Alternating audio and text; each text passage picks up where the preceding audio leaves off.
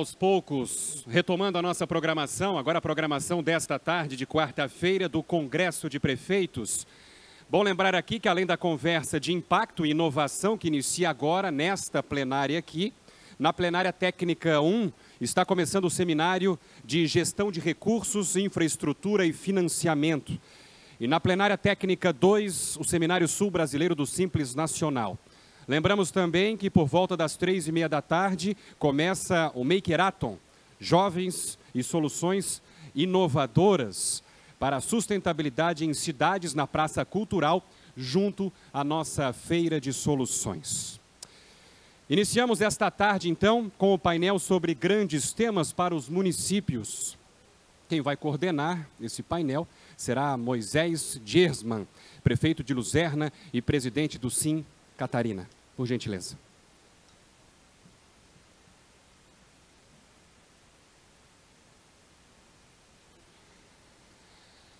E para falar sobre a nova lei de licitações e seus principais impactos na administração pública, convidamos o diretor-presidente do Instituto Protege, senhor Murilo Queiroz Melo Jacobi Fernandes.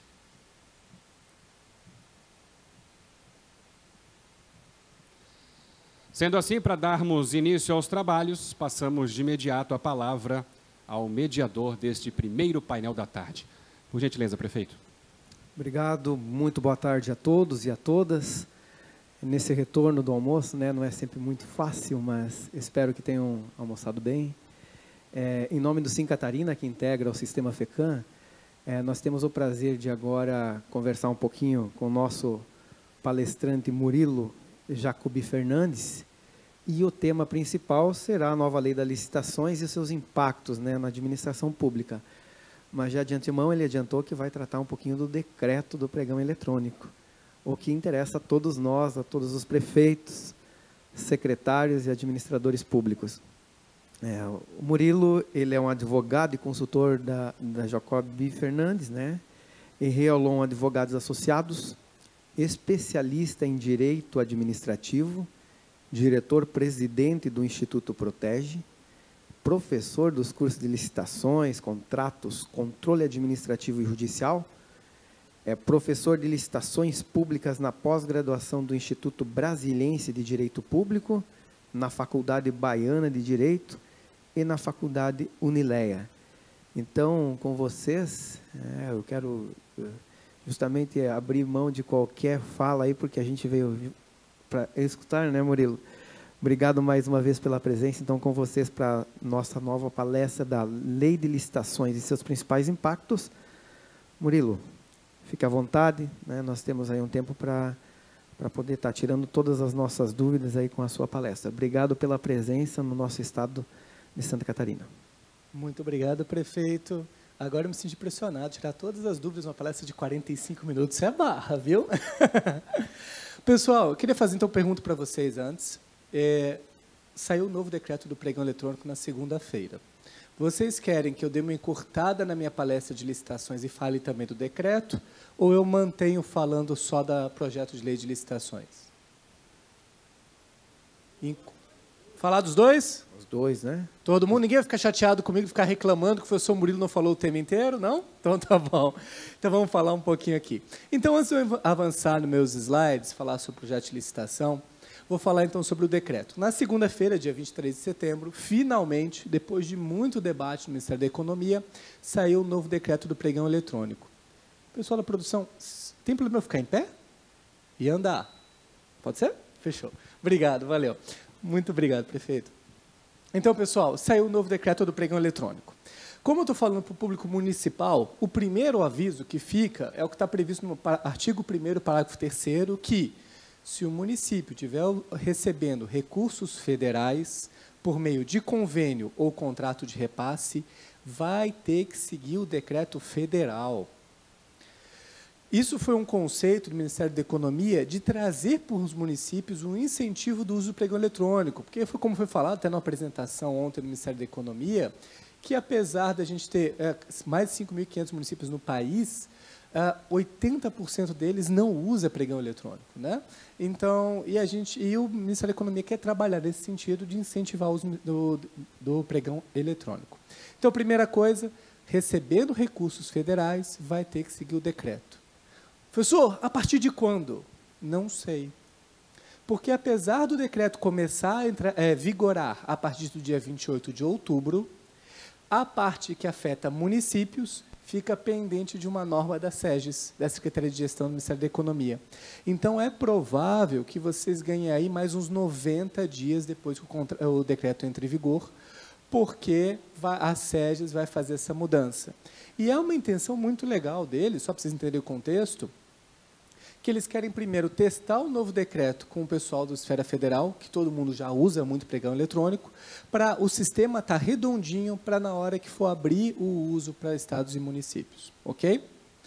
Então, primeira coisa, vai afetar estados e municípios nos contratos de repasse e nos convênios a partir daqui a pouco, a gente não tem a data ainda.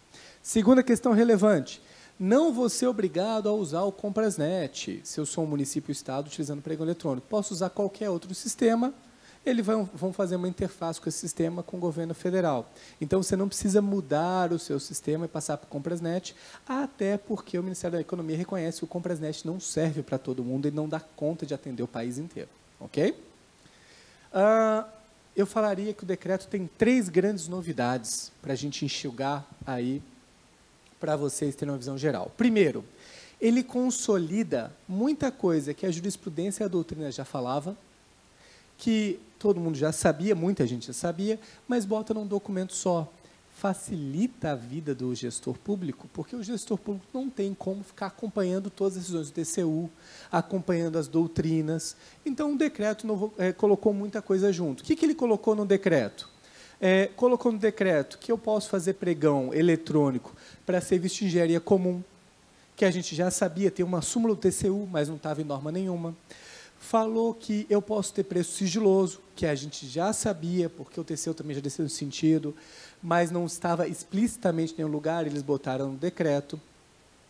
O que mais? Eles fortaleceram a figura do planejamento da contratação, incentivando o pessoal a fazer o ETP antes da contratação, que é o estudo técnico preliminar. Ou seja, você vai comprar algo complicado, meu amigo, o termo de referência não é o primeiro passo, ele já é metade do caminho. Isso é bacana para a gente analisar. E com uma certa sensibilidade. Ele falou, ETP conforme o caso, estudo técnico preliminar conforme o caso, não é sempre. Ok? Então, isso é muito bacana. E aí tem, que não é bem consolidação, mas ele foi reinterpretar o dispositivo, ele reduziu o prazo de impugnação, aumentando o prazo para o pregoeiro analisar.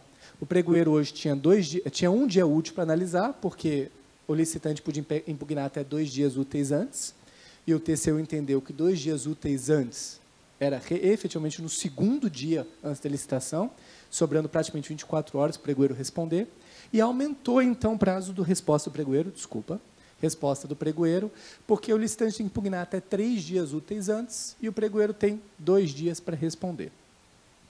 As outras 2 grandes novidades. O momento de juntar a habilitação. O licitante, veja, a empresa que vai participar da licitação tem que juntar o documento de habilitação junto no momento do cadastramento da proposta, antes da sessão de lanças. O pregoeiro não vai ter que analisar isso e sequer vai ter acesso a isso. Ele vai ver esse documento só depois da fase de lança e só do vencedor. Mas por que eu junto antes? O objetivo do Ministério da Economia são 2.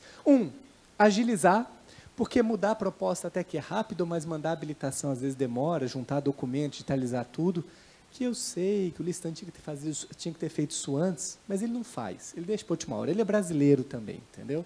Ele está acabando o prazo, ele começa a digitalizar os documentos. Então, a ideia, você adianta isso para antes da sessão. E o segundo motivo é para reduzir a questão do coelho. O coelho, não sei se vocês conhecem, como tem muita gente na sala, não dá para sair perguntando se vocês conhecem. Coelho é uma figura que a doutrina e a justiça deu para o licitante, que abaixa muito o preço e depois, quando você pede documento, ele faz cara de paisagem. estou desconectado, olha, não vi, foi mal, ih, não vi que eu estou sendo vencida. Só que ele faz de propósito para favorecer o segundo colocado, que não baixou muito o preço, ficou com uma gordura boa no lucro, e ele ter essa combinação com o segundo colocado. Então, qual é a ideia? Como eu junto a habilitação antes, esse eu, eita, esqueci, demorei, não estava online, não vai existir mais. Lógico que ele pode deixar de mandar proposta, ele pode tomar alguma medida para tentar se desclassificar, mas vai ficar mais fácil para o pregoeiro identificar a má-fé do que é hoje. Certo? Terceira novidade do decreto do pregão eletrônico é os modos de disputa. Incorporando um pouquinho do RDC e até um pouquinho do que está no projeto de lei de licitações, que o governo federal está confiando muito que vai sair, e eu confesso eu também, ok? Acho que sai até julho do ano que vem o projeto de lei. Que ele fala? Eu não tenho mais o tempo aleatório. Porque como é que é hoje? Abro a licitação, está lá o pessoal fingindo que dá lance, o pregoeiro fingindo que está esperando dar lance, porque ninguém dá lance. Aí o pregoeiro abre o tempo de iminência de 5 minutos, o pessoal começa a se movimentar, começou o tempo aleatório, começam os lances. Não é assim 90% dos pregões? Obrigado pela concordância. Vamos lá, pessoal, ajuda aí, motiva, obrigado. 90% dos pregões, o pessoal, depois que começa o tempo aleatório, começa a dar lance no pregão eletrônico. Talvez tenha muita gente que não use o pregão eletrônico ainda, mas então essa é a realidade. E no tempo aleatório ele acaba quando? Quando o sistema quiser e não avisa ninguém. De 0 a 30 minutos ele fecha. E aí tem uma crítica, eu não pego efetivamente a melhor proposta, porque acabou o tempo no meio do jogo. Eu podia ter muito lance para dar ainda. A licitação de saneamento básico lá do Distrito Federal, uma licitação de 80 milhões, o tempo aleatório fechou em 17 segundos. E aí o pessoal falou, não teve efetiva disputa de lance. É a regra do jogo, vai ter que seguir, bola para frente. O que ele muda? 2 modos de disputa. Modo de disputa aberto. Modo de disputa aberto, o tempo é por 10 minutos, e quando estiver chegando nos últimos 2 minutos, toda vez que alguém der lance, prorroga por mais 2 minutos a contar desse lance. Então, eu tenho 10 minutos, estou dando lance. Nos últimos 2 minutos, eu dei um lance, prorroga por mais 2. Dei lance, prorroga por mais 2. Professor, mas a licitação vai demorar. Pode ser que sim. Mas a ideia é que você pare de discutir centavo por centavo num pregão eletrônico e passe efetivamente a ir numa proposta melhor. O pessoal critica muito o uso do robô justamente por conta disso. O preço estimado é 100 mil, eu estou passando uma licitação com preço de 98 mil, mas eu consigo chegar em 85. O que eu faço? Eu dou R$ 97.999,99. Aí meu concorrente, R$ 97.999,98. E fica disputando os segundos para ver quem acaba na frente, mas efetivamente não chega no preço bom para a administração.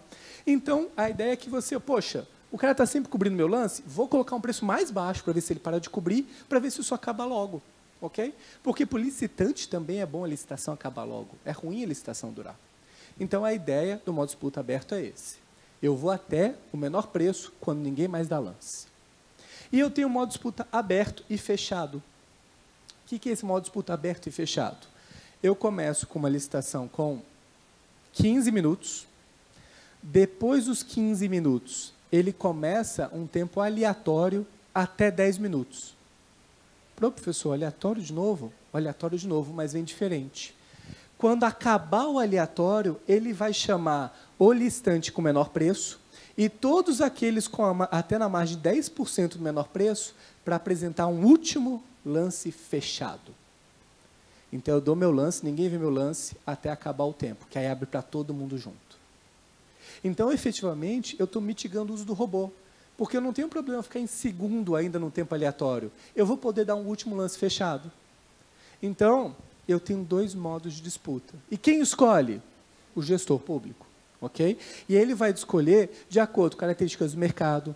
É um objeto com muito competidor, com 30 empresas competindo, eu vou no aberto porque as pessoas vão competir e vão baixar o preço. Eu tenho um universo muito restrito, com poucas empresas, eu vou no aberto e fechado, porque o fechado ele dá uma ajuda a coibir os conluios entre os licitantes. Poxa, eu não sei quem está no preço fechado, qualquer um pode abaixar, eu vou abaixar o meu também. Então, eu tendo a ter uma economia maior. Para mim, esses são os 3 grandes caminhos de inovação do decreto pregão eletrônico.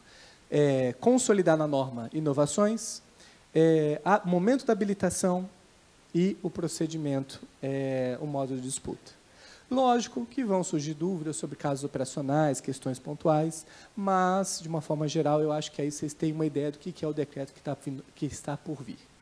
Minha sugestão a vocês, faça o decreto de vocês logo, do município e do estado, amparado no decreto federal, porque a pior coisa do mundo esse decreto é como? É federal. Então vou fazer desse jeito. Esse decreto é de recurso municipal. Agora eu vou fazer de outro jeito. Vai deixar todo mundo doido. Tanto o gestor, que pode cometer erros, como o licitante não vai entender por que dessa vez é aleatório, por que da outra vez é até menor lance.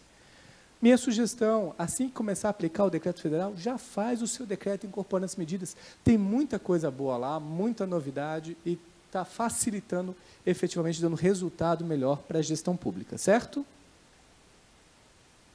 Alguém quer fazer uma pergunta rápida em 50 segundos? Não? Sobre o decreto? Então tá bom, vou passar sobre as novas legislações, tá bom? Vamos lá, pessoal. Então, nesse estágio de nova regulamentação, eu vou passar essa parte bem rapidinho, porque eu estou discutindo se é importante uma nova lei. Por 2 motivos. A gente tem uma lei de 93, que tem um monte de jurisprudência, um monte de doutrina reinterpretando dispositivos, inclusive mudando o que o dispositivo escreve. Ok? E a interpretação, às vezes, do TCU é contrária à lei, né? E alguns tribunais de contas estaduais também. Então, isso foi mudando, e é importante consolidar de novo. E pelo segundo motivo, pela questão de tecnologia da informação. Em 93, a gente tinha aqueles celulares tijolão, começou a ter o StarTech da Motorola, que abria.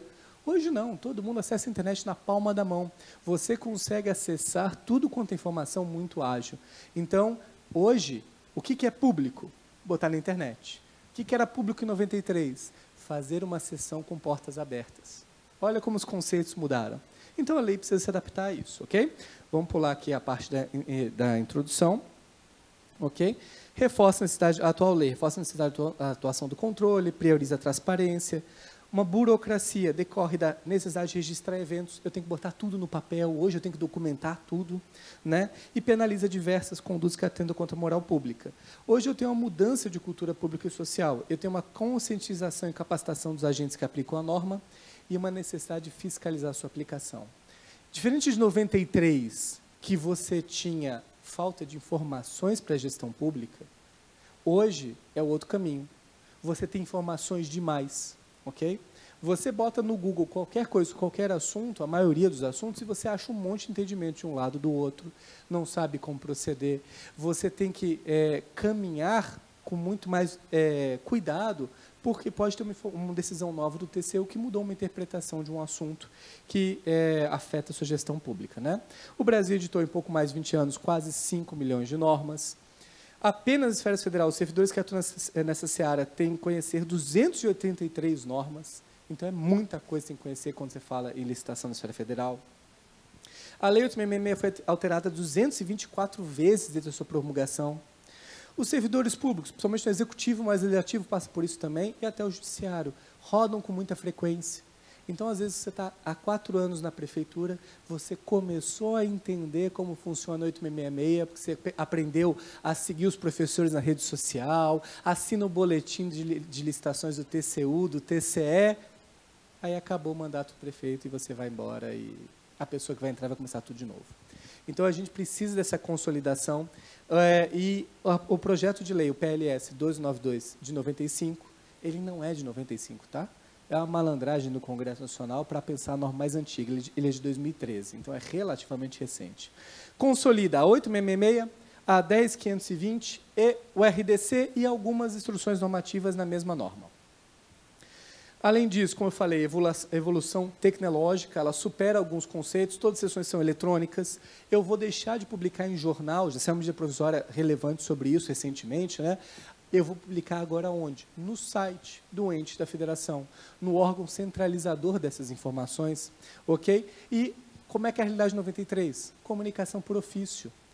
Eu estava com um colega agora mandando pergunta, pessoal, como é que eu faço para o SERPRO incluir um item no CATMAT? Eu falei, olha, na época que eu era pregoeiro, lá em 2007, a gente fazia por ofício. Aí o pessoal riu, não, hoje tem uma janelinha no sistema, você pede lá que eles mudam, ok? Mas a gente tem uma realidade diferente de comunicação. E aí, nós temos outra questão relevante. Nós temos uma adequação, uns procedimentos que já são usuais em outras atividades públicas, também aplicado em licitações públicas. Então, publicar documentos e atos oficiais através de sites oficiais ou outros concentradores de informação, em vez de diário oficial e jornal. Na redação do Senado, da Câmara não está, né? A Câmara terminou de votar agora e o texto volta para o Senado. É esse momento que a norma está. No Senado, não publicava nem diário oficial mais, era só no site. Né? No redação da Câmara está site e diário oficial. Né? Aqui é o trecho, está no material de vocês, vocês esperam esse material, mas se não tiver, o material fica online para vocês consultarem. Eu não vou ficar, como a gente curtou um pouquinho falando do decreto, não vou ficar lendo os dispositivos. Tá? Vou só discutir a ideia. Realmente, eu vou publicar o inteiro teor dos editais e seus anexos num portal nacional de contratações públicas, facultativo de divulgação adicional em sítio eletrônico do ente ou do órgão responsável pela licitação. Virtualização das sessões públicas das outras modalidades, no mesmo molde como se fez pregão eletrônico. A ideia é que eu não tenha mais concorrência presencial, seja tudo eletrônico, ok? Eu poderei fazer presencial em situações específicas, inviabilidade técnica, comprovada vantagem para a administração pública, mas a ideia é, vai para a internet. Por quê? Mais transparente, mais isonômico. Eu sei que tem pontos negativos, principalmente quando a gente fala de mercado local, desenvolvimento local, mas a norma tenta trabalhar isso de outros modos, com benefício das empresas locais, do que com licitações presenciais, certo? Comunicação entre órgãos e entre particulares através de e-mail eletrônico institucionalizado. Eu vou falar com o preposto da contratada através de e-mail. No contrato, eu vou indicar qual é o e-mail que a contratada é responsável por ser notificada. E não preciso mais mandar ofício para ela nunca mais. Assinar o contrato eletronicamente. Eu não preciso lá mandar o contrato pelo correio, esperar ele assinar, ou ele vir assinar o documento, ok? E uniformizo informações através de um cadastro de fornecedores unificado e cadastro de penalidades unificados para todas as esferas. Né? Hoje a gente tem a CICAF na esfera federal e a ideia é que isso se expanda para toda a administração pública, todo mundo podendo colocar os dados lá. Ok? Uniformização, falei dos cadastros, né? E uma coisa muito bacana, ele propõe eu dar notas para o desempenho do licitante. Isso ser utilizado como critério de desempate, isso ser utilizado uma licitação de técnica e preço. Eu vou dar pontuação para quem me atendeu bem. Quem foi excelente, excepcional, atendeu no prazo, material de qualidade. E isso pode ser um diferencial para a minha futura contratação. Muito bacana essa inovação. O cadastro unificado, falei para vocês. Ele incentiva, já existe, já é permitido, mas quase ninguém tem. As estatais agora têm mais por conta da Lei 3.303. Catálogo eletrônico de padronização de compras e serviços. A administração poderá convocar audiência pública, presencial ou à distância na forma eletrônica, sob propostas, especificações, bens ou serviços. Os contratos de aditamento terão forma escrita e serão mantidos à disposição do público em sítio eletrônico oficial e até assinados eletronicamente, como falei para vocês. Essas ideias de inovação tecnológicas. Sobre as modalidades, sobre a inversão de fases como regra. Na 8666, a regra é primeiro habilitação, depois eu tenho o preço. No RDC, eu primeiro tenho preço, depois eu tenho habilitação, mas eu posso desinverter, se eu quiser fazer diferente. O pregão, a mesma ideia, né? Primeiro preço, após habilitação. Na lei das estatais, a mesma ideia. Primeiro preço, após habilitação, mas eu permito desinverter. Como é que fica no texto da lei?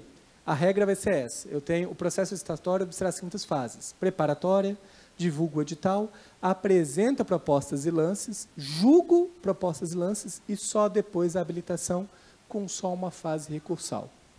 Se quiser, mediante ato justificado, eu posso inverter, fazer a habilitação antes. Professor, quando eu vou fazer isso? Quando eu tiver um objeto muito específico, onde a habilitação técnica seja muito relevante.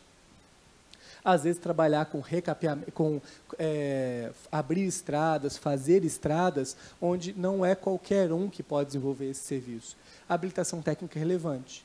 Aí eu trago para fazer antes, para não deixar o preço de um aventureiro contaminar a licitação toda, né? Porque vocês devem ter passado por isso. Eu vou para uma licitação, o primeiro colocado fala que faz por 100 mil e o segundo fala que faz por 180. Mas os 100 mil não tem habilitação.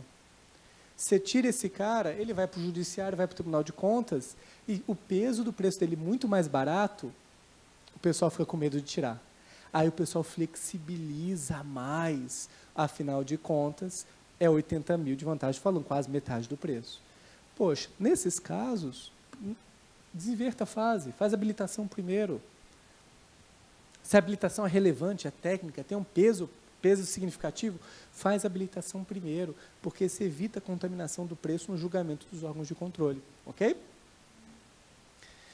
Inversão de fases e as modalidades. Hoje nós temos 8666, convite, tomada de preço, concorrência, leilão e concurso. No pregão, temos o pregão. No RDC, o modo de disputa aberto, fechado e misto. E na lei das estatais, nós temos o pregão e o modo de disputa aberto, fechado e misto. O pessoal da estatal ficou um pouquinho mais bagunçado, né? Misturou muita coisa. Mas a nova lei segue a mesma linha e propõe, eu tenho o pregão, a concorrência, o concurso, o leilão e o diálogo competitivo. Concurso e leilão é a mesma coisa, não muda quase nada. Ok? Pregão e concorrência. Leilão e concurso mantém a mesma coisa. Pregão e concorrência ficaram iguais. O pregão e concorrência seguem um rito procedimental comum. Aí você pergunta, peraí, concorrência é igual a pregão? É. Pregão vai ficar igual a concorrência? É. Porque ele misturou os modos de disputa. Eu posso ter uma concorrência com inversão de fases e com lances, e eu posso ter um pregão sem inversão de fases e sem lances.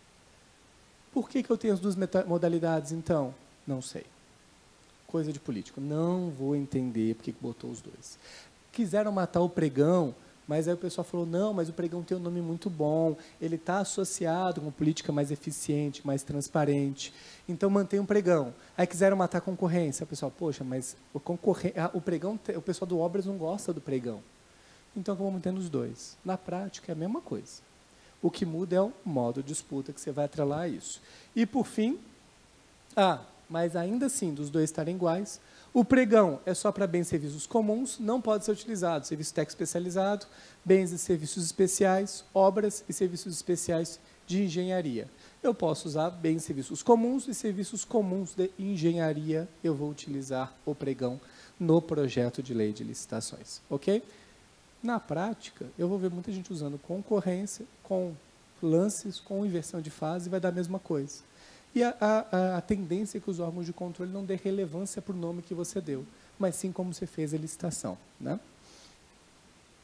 E o diálogo competitivo, que é para inovação tecnológica ou técnica, o painel que a gente está falando é super relevante, o órgão de entidade não pode ter sua necessidade satisfeita sem adaptação de soluções disponíveis no mercado e as especificações técnicas não podem ser definidas com precisão suficiente pela administração. Vocês vão ver, e eu vou explicar o diálogo competitivo aqui rapidinho para vocês, que a lei incorpora um conceito muito legal. A administração pública tem que conversar com o particular. O particular tem expertise, o particular trabalha com isso todo dia. O particular vai somar com a administração, mas isso tem que ser feito de um modo isonômico, transparente, moral, mas ele fortalece o diálogo, através do diálogo competitivo, do procedimento de manifestação de interesse, das audiências públicas, das consultas públicas. Ele quer incentivar a administração a conversar com o particular. Porque, meu amigo, ainda que você seja secretaria de obras de um município ou de um estado, qual foi a última vez que você construiu um prédio, uma ponte? Poxa, isso quase nunca você faz. O particular faz isso todo ano. Ele tem mais experiência, ele vai somar com isso. E o diálogo competitivo cria essa ideia. Ele ficou um pouquinho complexo, mas está bem interessante. O que é? Eu publico o edital da modalidade diálogo competitivo para construir um hospital. Ok? Eu vou fazer uma pré-habilitação dos licitantes que aparecerem e falar, ok, você tem experiência com o hospital, vocês estão habilitados. Vamos começar a primeira fase, o diálogo. E aí eu vou sentar para conversar com cada uma dessas empresas, apresentar o meu projeto, que já vai estar no edital, minuta de projeto, e pegar sugestões que eles têm, por escrito ou verbalmente. E aí eu vou fazer isso com cada um dos participantes. No final, eu vou decidir quais sugestões deles eu vou incorporar no meu projeto e falar, ok, esse é o meu projeto final. Agora vocês têm 60 dias, todos vocês, 60 dias para me dar uma proposta.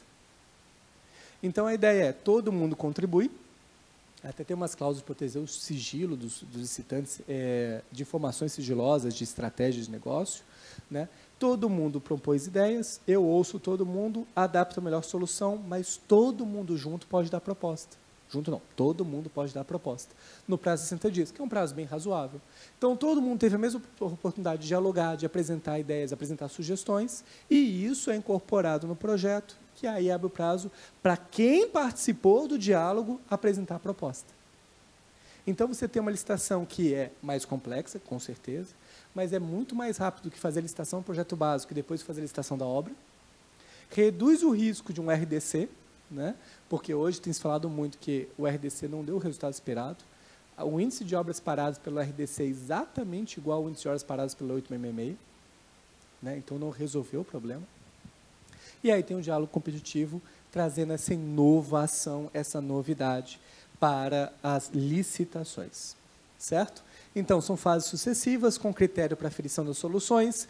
O edital se limita às necessidades e exigências já definidas e à pré-seleção dos licitantes. Proposta final, no prazo de 60 dias, conduzido com uma banca composta por pelo menos 3 servidores ou empregados efetivos, admitindo a contratação de profissionais para assessoramento técnico da banca. Acompanhamento e monitoramento dos órgãos de controle. O Tribunal de Contas pode acompanhar, o Ministério Público pode acompanhar e deve acompanhar, até para evitar acabar tudo para o Tribunal de Contas vir falar que está errado, né? Vamos acompanhando, vai fazendo análise em conjunto para ajudar a conduzir do melhor modo possível. Definição de novos procedimentos. A lei deixa claro um monte de coisa que os senhores já podem usar hoje, ok? Mas ela coloca mais claro, como o credenciamento, como hipótese de inegibilidade de licitação. O que é credenciamento? Eu não vou licitar, porque eu vou contratar todo mundo que tem interesse em prestar esse serviço. Ok? Exemplos mais comuns a gente vê muito com o departamento médico, o plano de saúde. Eu credencio pediatras e falo, esses são os pediatras credenciados no meu órgão. Você quer levar o seu filho no pediatra, você escolhe qualquer um e o preço que eu vou pagar para o pediatra pela consulta é X. Eu posso fazer isso com professores, por exemplo, aula de inglês. Eu vou credenciar os cursos de inglês no município e eu falo, quem quiser vir, eu vou pagar, sei lá, R$200 por aula. Eu não sei quanto é o preço da aula de inglês hoje. Vai lá, R$150 por aula, por aluno, ok? E quem quiser fazer aula de inglês por esse preço, aparece lá e se credencia. E eu vou ofertar para os meus servidores, se você quiser aula de inglês, a prefeitura paga, o órgão paga, e você escolhe dentre esses credenciados. Por que eu não licito? Porque eu contratei todo mundo que eu queria. Posso fazer hoje? Posso. Tem um monte de acordo no TCU falando que pode, doutrina a respeito, um monte de órgão que faz, e aí está na norma de forma clara. Porque hoje se faz sem norma, com inspiração de experiência da doutrina. A pré-qualificação, que pouca gente usa hoje, na norma está muito mais claro, muito mais flexível, tá certo? Eu posso pré-qualificar produtos. Poxa, a gente fez isso, o DENIT faz muito isso. Olha, nos próximos anos, eu vou fazer licitação para contratar empresas para construir rodovias na região norte. Então, eu quero pré-qualificar empresas que são especializadas em construir rodovias na região norte. Analiso a habilitação dessa empresa e digo, você está pré-qualificada, você não está. E abro o prazo de recurso. Acabou a pré-qualificação, como não tem dinheiro envolvido, não tem obra definida, ok? Eu não preciso de orçamento. Aí, quando vier o orçamento, ou virar o ano, eu vou lá e faço a licitação restrita aos pré-qualificados. Desde que o edital de pré-qualificação seja publicado do mesmo modo que o meu edital de licitação. Então, isso é um jeito bacana de você acelerar a sua licitação. Você faz a habilitação antes de vir o orçamento. Faça uma pré-qualificação porque está vindo um convênio para eu construir escolas, construir um parque, canalizar um rio. faço a pré-qualificação das empresas, porque quando vier o recurso do convênio, eu só faço licitação aos pré-qualificados. Cuidado, porque na 8666 a pré-qualificação só vale 1 ano.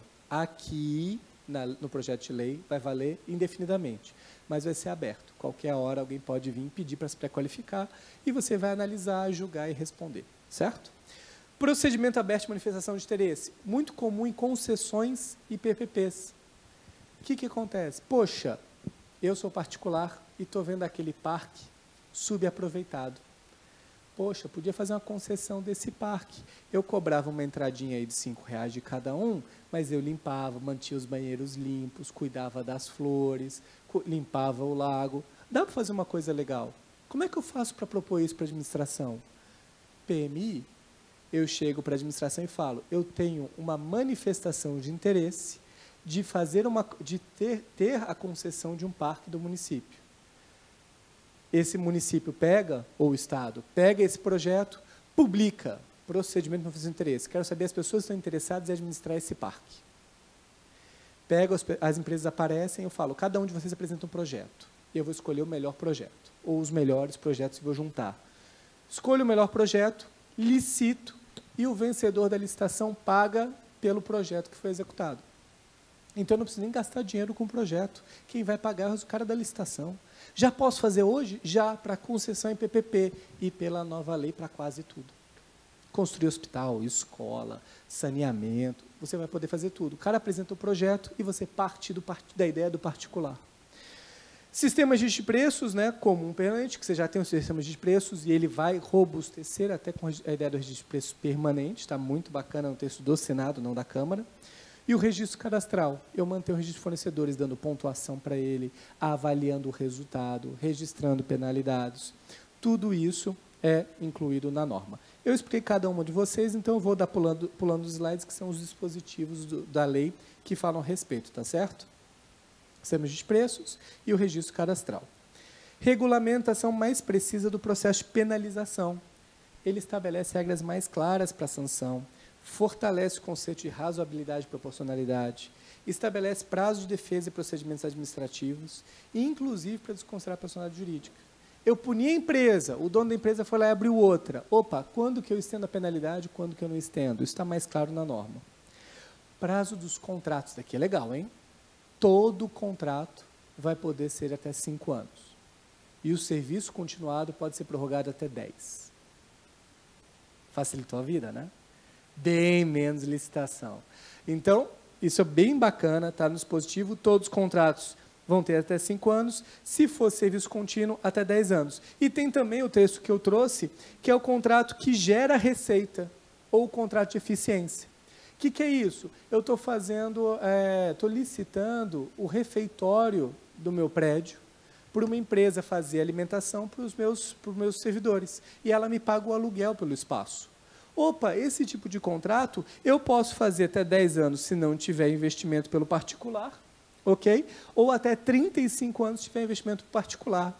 Eu quero transformar a sede do meu município em energeticamente eficiente, ok? Ou reduzir o gasto energético. Eu posso fazer um contrato de até 35 anos, lógico que eu vou licitar, para uma empresa vir instalar placa solar, gerador eólico, e trocar lâmpada, trocar ar-condicionado, trocar tudo por métodos mais econômicos, e ela vai ser remunerada pelo benefício que ela oferir pelos 35 anos. Olha só. Modernidade para a administração pública. Já posso fazer? Já. Só que hoje eu estou preso nos 5 anos da 8666. Ok? Então, se eu quero fazer um grande investimento, maior que isso, hoje não compensa. Desse jeito eu vou poder. Posso fazer até 35 anos. Olha só, uma mudança de realidade. O que mais? A questão do seguro para as obras de grande vulto.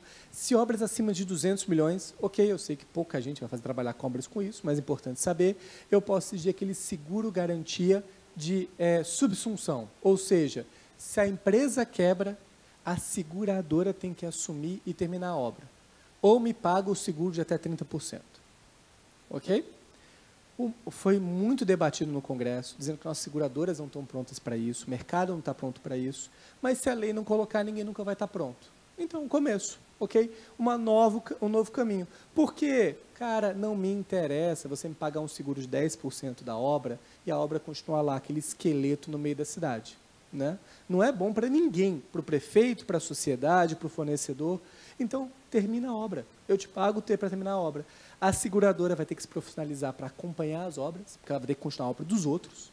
Ok? Vai realmente restringir o universo, porque eu vou dar um seguro só para as empresas que eu realmente confio. Mas, meu amigo, é licitação de 200 milhões. Eu não estou falando para fazer o viaduto ali. Né? É uma obra grande, de respeito. E eu, Murilo, acho que o custo vale a pena. Proteção do contratado. Conta vinculada para pagamento de obras, ou seja, você vai começar uma obra, prefeito, secretário de obras, você tem que depositar numa conta vinculada o dinheiro daquela etapa que ele está fazendo. Para ele saber que o dinheiro está ali, na hora que ele terminar, ele recebe.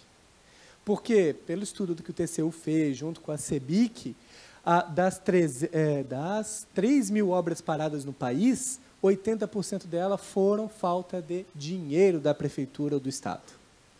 Contrata, o cara está executando e fala, não vou te pagar. Por quê? Porque o dinheiro não veio.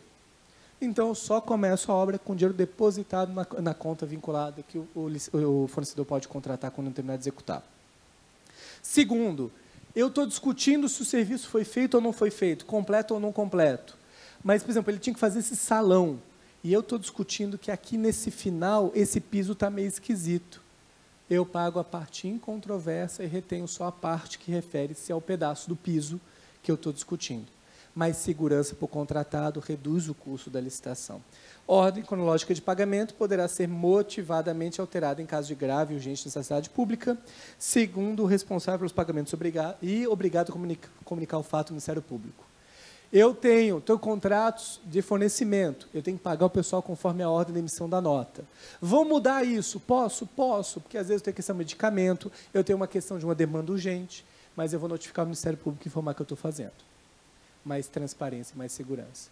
Na carta aberta que a Andrade Gutierrez fez, na época da Lava Jato, ela falou que um dos maiores motivos da corrupção no país é o pessoal desrespeitar a ordem cronológica de pagamento. O prefeito, o gestor, paga os amigos dele primeiro e os inimigos depois. E aí não tem empresário que aguente. E aí ele parametriza a atuação dos tribunais de contas. Ele fala que o Tribunal de Contas só pode suspender a licitação uma vez e deve se pronunciar sobre o mérito no prazo de 25 dias úteis, prorrogados uma única vez. O controle é bom, o controle é importante, mas o controle não pode emperrar. O controle parou a minha licitação, ele tem 25 dias úteis, prorrogados uma única vez, para dizer o que eu tenho que fazer agora, para resolver o problema. Vai acabar essa licitação parada há 3 anos no Tribunal de Contas, há 5 anos no Tribunal de Contas, e o gestor lá fazendo emergencial porque não sabe o que faz e com a corda no pescoço. Depois é punido pelo Tribunal de Contas por ter feito emergencial. Né? Então, uma questão muito bacana. E aí, a proteção do interesse público, na decisão que analisar o mérito cautelar, deverão ser feitas alterações necessárias para prosseguir a licitação ou, alternativamente, a ordem para anular por vício de ilegalidade. Novas regras de pagamento, eu mudo o prazo de pagamento de 30 dias para 45, muito bom, mas agora tem juros e multa pelo atraso de pagamento. Eu estou falando agora, deem a observação, porque é agora quando o projeto for aprovado. Tá? O texto saiu da Câmara, foi para o Senado deve votar o projeto, que se aprova o projeto da Câmara ou vota o projeto do Senado até o ano que vem, e eu, Murilo, chutaria, ok? Faria até uma aposta, se alguém quiser apostar comigo, que esse projeto sai para sanção até julho do ano que vem. O projeto está caminhando, é uma pauta prioritária do governo e do Congresso, vai mudar muita coisa, ok? Espero que vocês tenham gostado, que possa ter iluminado algumas questões relevantes